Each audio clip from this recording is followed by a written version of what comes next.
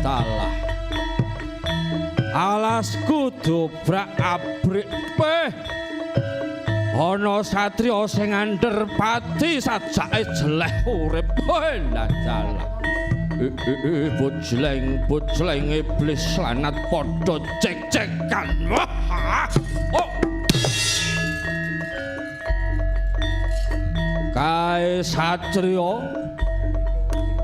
sajake blelat delok pawakane gedhe dhuwur coba tak paranane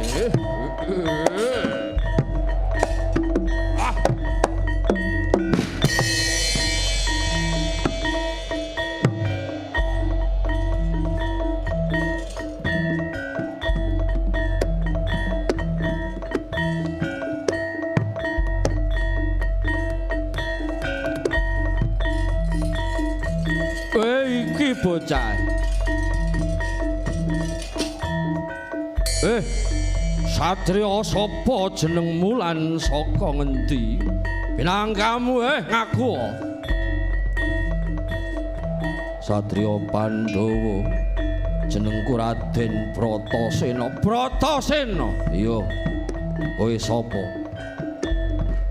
jenengku Jim Suparto ing atase kowe wujudan jim ana wigati apa mrepeki lakuku lah dalan kowe ngrusak omahku kok biajigur kowe wah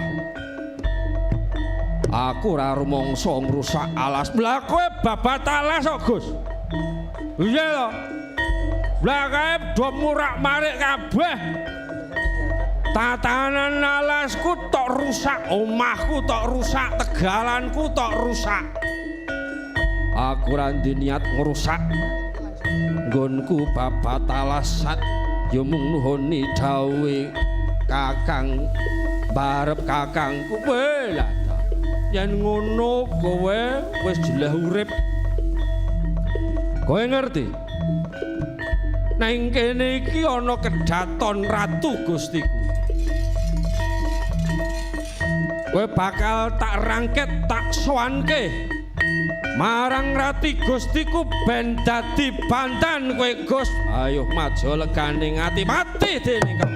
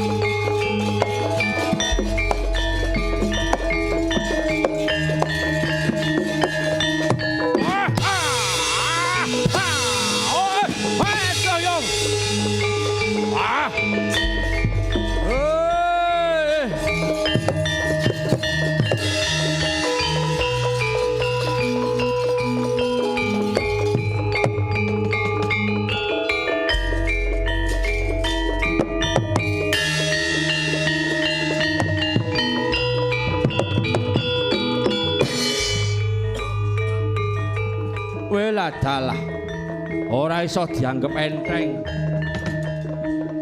Bratasena, delok napa sing tak gawa iki? Tak sabet oyot kemanyan. Yen kowe ora lumpuh wae tak sembahi dridran kowe. Oh.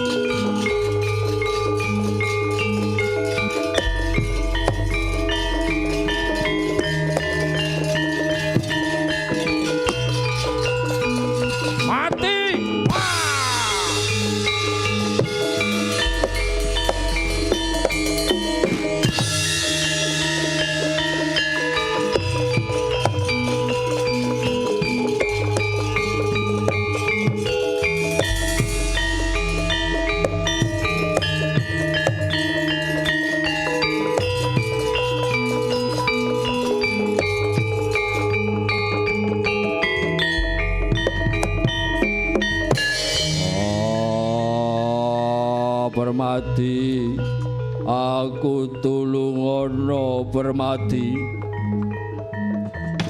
Barep kakangku, aku ewangono. Babu Kunti, aku kepikut Babu Kunti. Lah dalah. Satria gedhe dhuwur kok gembeng sambat kuwi piye lah. Ayo sambato, dulur-dulurmu kon rene tak rangkete pisan. Tak sowanake Ratu Bendaraku, Gus.